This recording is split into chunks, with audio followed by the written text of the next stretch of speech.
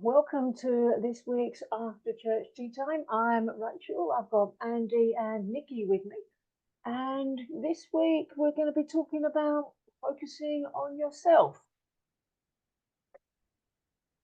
Yeah, this has been a very pertinent thing, certainly in my own healing, because it's so easy to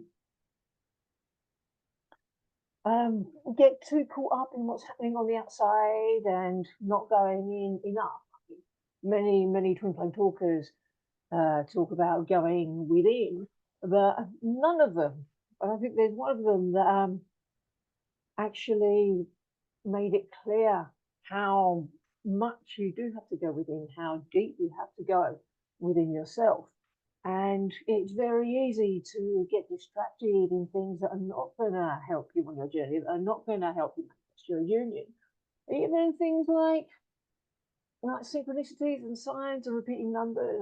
A lot of people have been talking to me about those recently, and whilst it's nice to be getting those, enjoy them, but don't get too caught up in them. Don't try and read too much into them, into what meaning they have. It's like everything has the meaning that you assign to it, but all these signs are basically just pointing to a feeling within. And it's that feeling that's going to manifest your union. It's that feeling that's going to bring you everything that you desire. So the more time you spend in these places, the better. And certainly focusing on what the twin flame is doing or not doing. It doesn't matter a diddly what they're doing. And social media can be detrimental in some respects, because it can take your focus away to what's really going to move you forward. And if you're looking for answers, you're not going to find them on social media. You're only going to get a certain version of things on there, a tiny little fraction of what's really going on. I think Jason was on about how it seems like the twin flames living the best life and they're at home with a cup of tea doing the inner work. Well, they're just doing the best that they can as well. And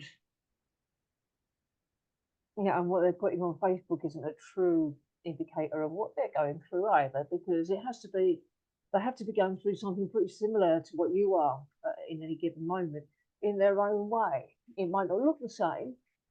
There might be no external evidence of that at all, but you are doing the journey together. Even if they're mirroring something that is really unpleasant that you really don't like, that's still mirroring, that's still walking the path with you. And so, the way through this is the inner work, like focusing on yourself and going within. And one thing that Chrissy and Jason said, I think, is probably the most important thing. That it's some miracle cataclysmic event that's going to change things for you. It's just little and often, slow and steady wins the race. Consistency, because it's not, massive goals don't require massive action. They require consistent action. And Jeff's always saying, when you're starting anything new, to start by doing 5 minutes a day. And that gets you used to the routine, and from there you can expand it. If you try and do too much in one go, it's not going to last. If you try and manifest your union by doing as much inner work as you possibly can, then you'll burn out, or you'll just dislodge so much stuff that's going to feel so bad as it's coming out. It's going to discourage you from doing more. It's like when you join the gym and try and lift the heaviest weights in there on your first day, and then you regret it for the next week. So don't take too much on. Just do what you know you can comfortably do, sustainably and consistently, and from there you can grow it. From there you can expand it. From there you can really make some concrete steps forward sustainably. Do you have anything to add there?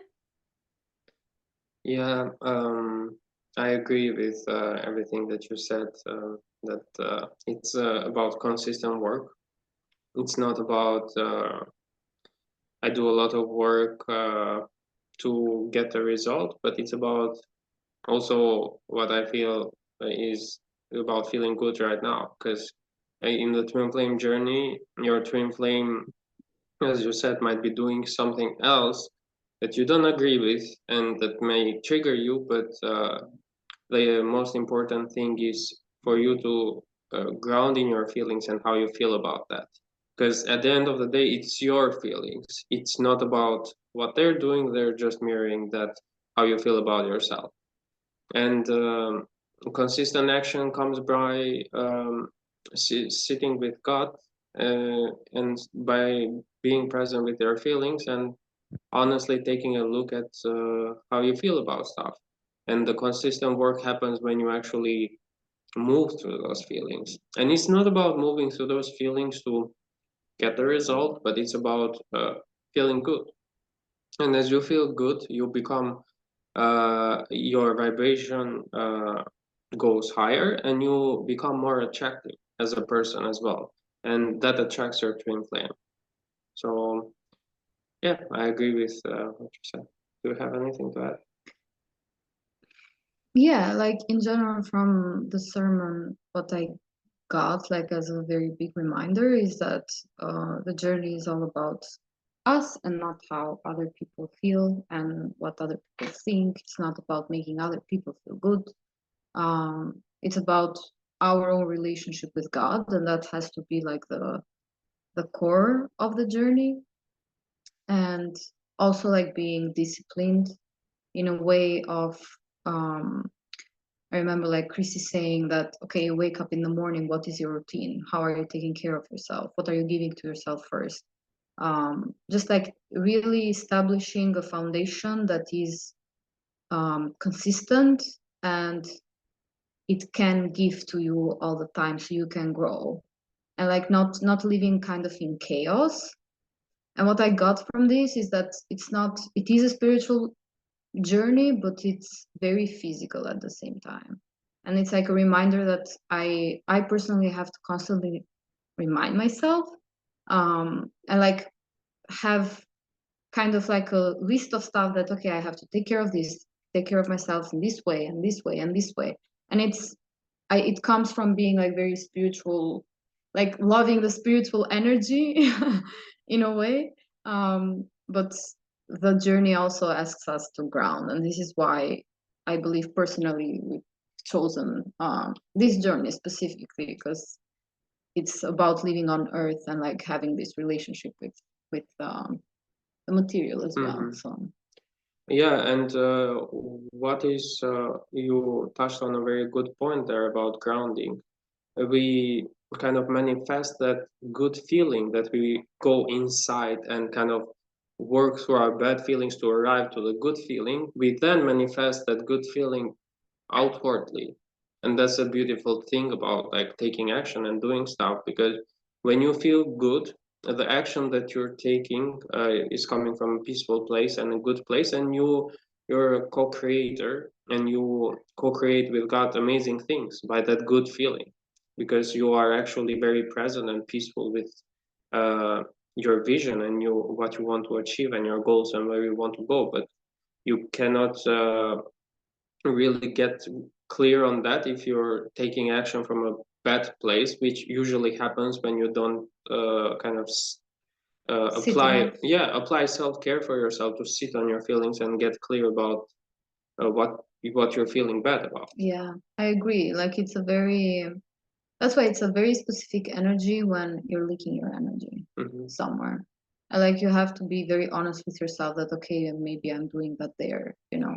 And it can like be that's why it's like okay, you heal first and then you take action. And that's why it's important because then it you might tell yourself that okay, like I'm doing that because it was a manifestation, let's say, but actually it was just like seeking something from outside or something around that type of thing. Yeah, there is a distinction between doing what feels good versus this makes me feel good, so I'm going to get that so I can feel good. So that's control. The first one is you feel good and you actually do something that feels good, and the second one is you feel bad and you try to feel good by doing something outside, which is not inner. Yeah, and that's temporary, like the outside stuff. Yeah, and Chrissy also said that in classes, differentially, I say that 99% of the work is inner. So yeah.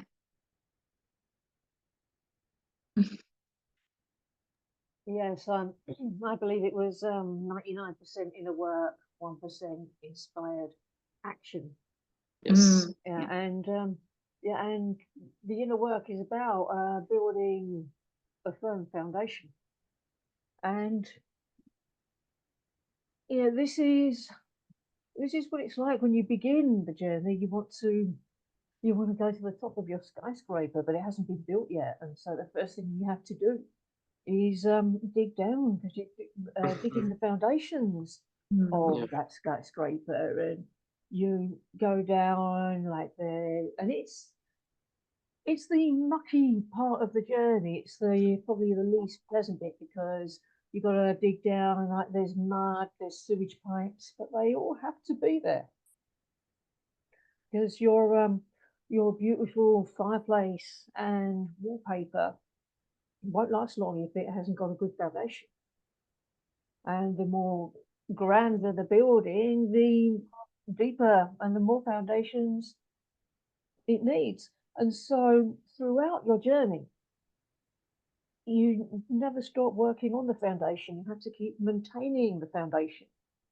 You don't say, right, this bit's done, onto something more interesting. I mean, there are very interesting things to do, but you always keep maintaining the foundational stuff, because the work that you do to manifest your union is the same work that you do to keep your union around when it comes in. Feeling your feelings, working through all the feelings that arise with the mirror exercise, especially with your twin flame, because you've got the mirror right up to your face 24 hours a day. So you must have mastered the mirror exercise to the degree that it needs to, for you to be able to work through everything quickly,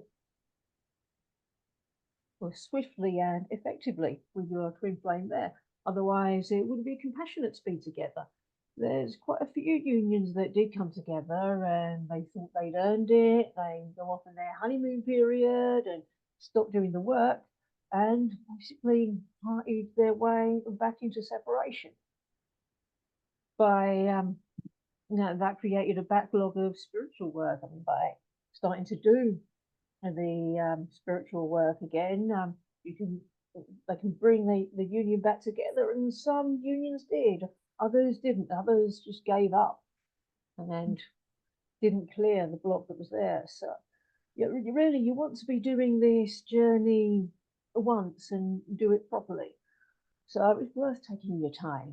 Don't skip over any steps, because if you do, you'll still have to go back and do them anyway.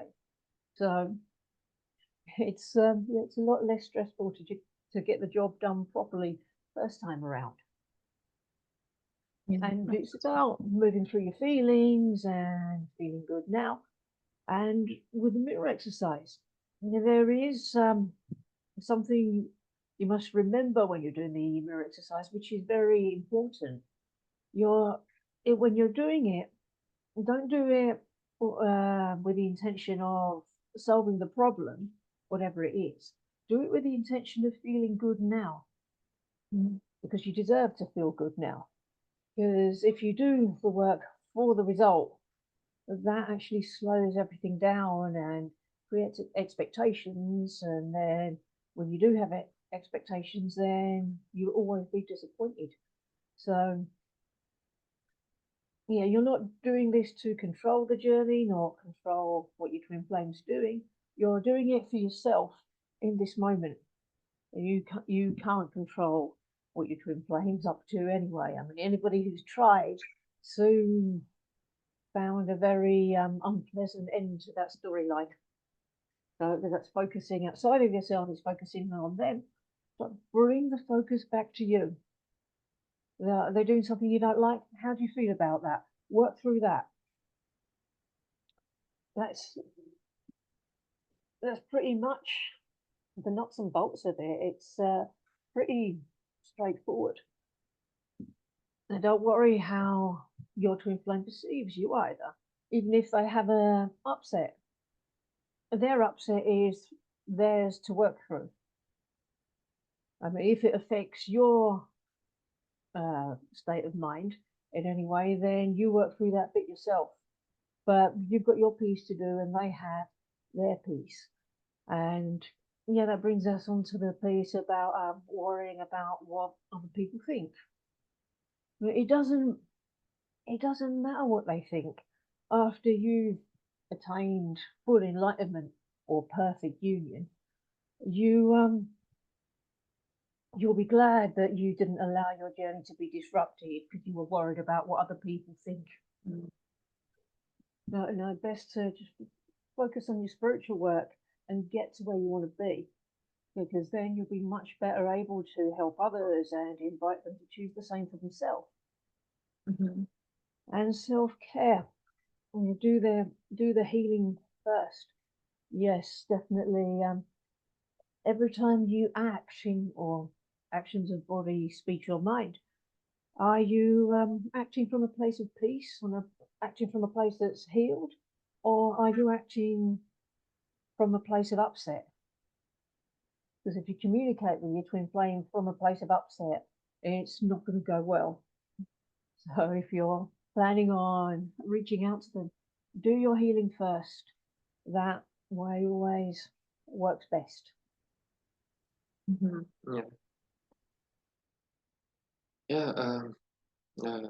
There's a lot of stuff that you covered. What was coming up for me is that it doesn't matter what others think, what your twin flame thinks. It only matters what God thinks. And what does God think? In your view, what does God think about you? That imperfect. Yeah, exactly. So that's just an invitation for you to look at yourself as perfect and to look at where you feel as imperfect and work through that. Yeah, just wanted to mention also, because it's very important when we get stuck, or like when we're unclear, that's where like Ascension coaches come in, and that's why it's so important, like, to work with an Ascension coach, because they're very invaluable. Is it the word? Yes. Yeah. Because when like we go through stuff that maybe like we're confused about, or like we're not clear about, we're struggling, it can be like a very stuck energy, and it can actually go smoother in a way, and like we're kind of depriving ourselves from that opportunity of going smoother and faster if we don't work with an Ascension coach. And also, like, we get stuck like in not good feelings, because it's like you're battling yourself to understand something, while there is somebody that can actually come in and tell you, hey, this is it. Yeah, support is essential. And for example, what I'm moving through right now is kind of being really independent as well in my healing, because some people sometimes tend to really form a codependent relationship. Not relationship, sorry, just codependent behavior towards their Ascension coach, and they usually rely on feeling good and healing only when they're receiving direct support from their Ascension coach, which shouldn't be the case. Our Ascension coach is supposed to take us deeper with the blocks that we really can't see, or like are finding a hard time to move through. But so that's a really important point, and that's what I'm also moving through, like really standing up and showing up for myself every time, and not kind of finding this comfort zone that is not really healthy for me, that okay, I will work through that block in my session, and I will sleep on it throughout the week. because that's a really bad approach to your inner work, Yeah. because you're You're not relying choosing on other yourself, people. actually, in that moment. Yeah, you're not choosing yourself, and that will not last long, because it will also feel heavy in your relationship with your Ascension coach. So that's a really important thing that I'm moving through, and really showing up for myself every time really heavy stuff come up. And it's okay if really heavy stuff come up and you, for the moment, you have to work on them. Yeah, take your space, take your time, like really not try to rush it or control. And then your Ascension coach will take you much deeper, because you already like kind of established the foundation. Yeah, you did the work to open up that space.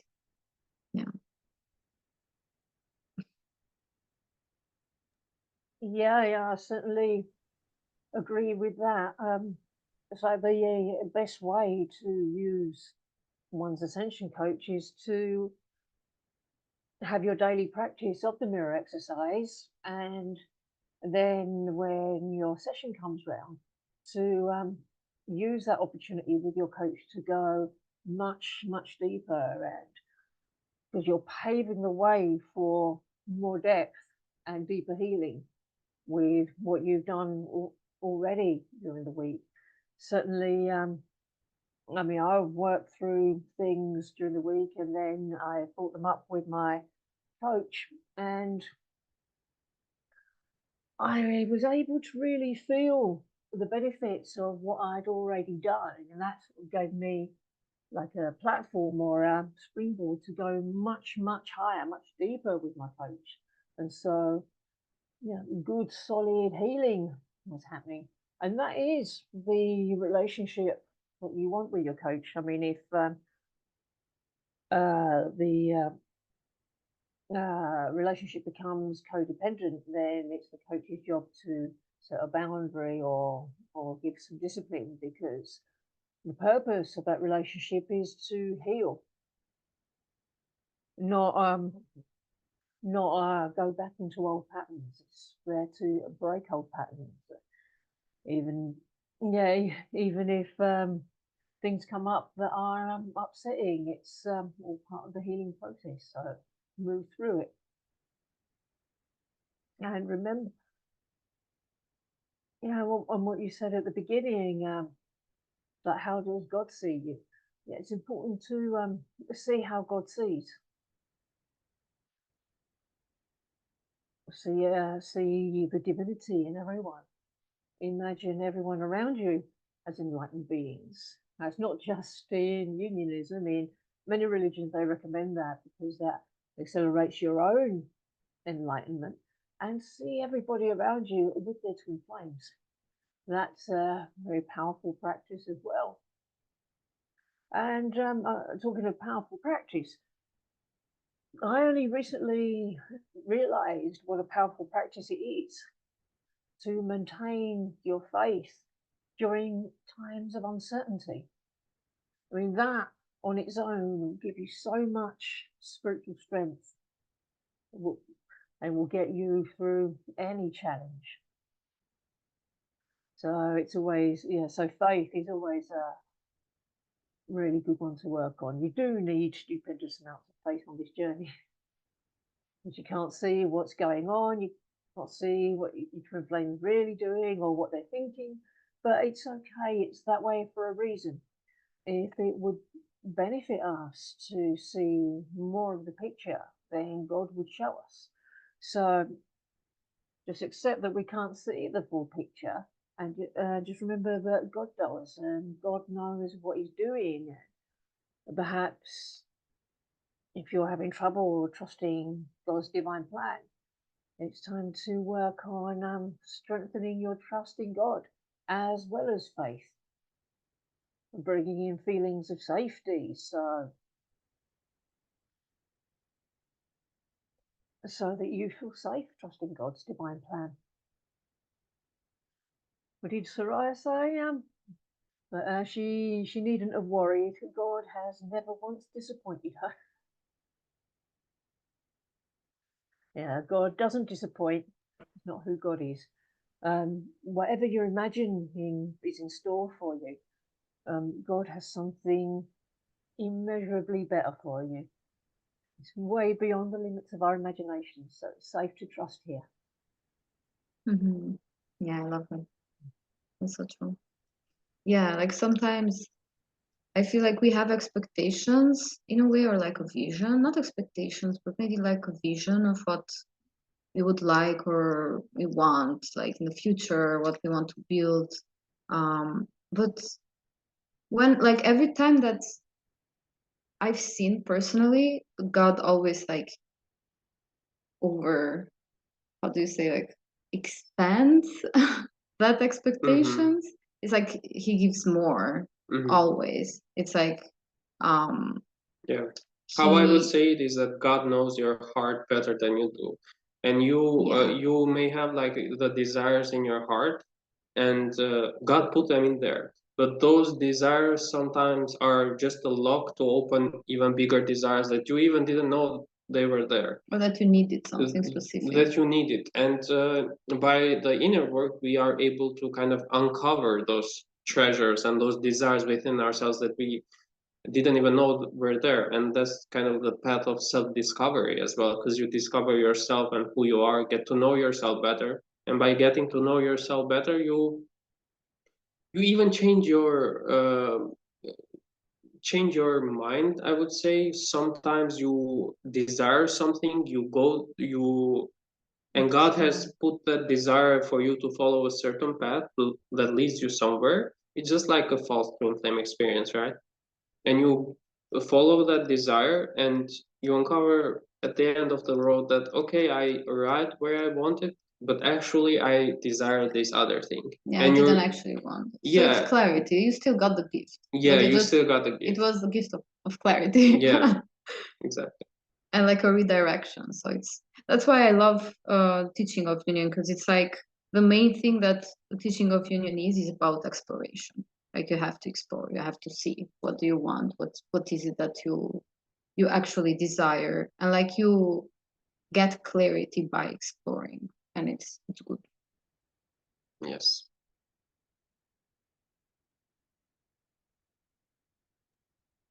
Yeah, just calling greater clarity, and clarity will come.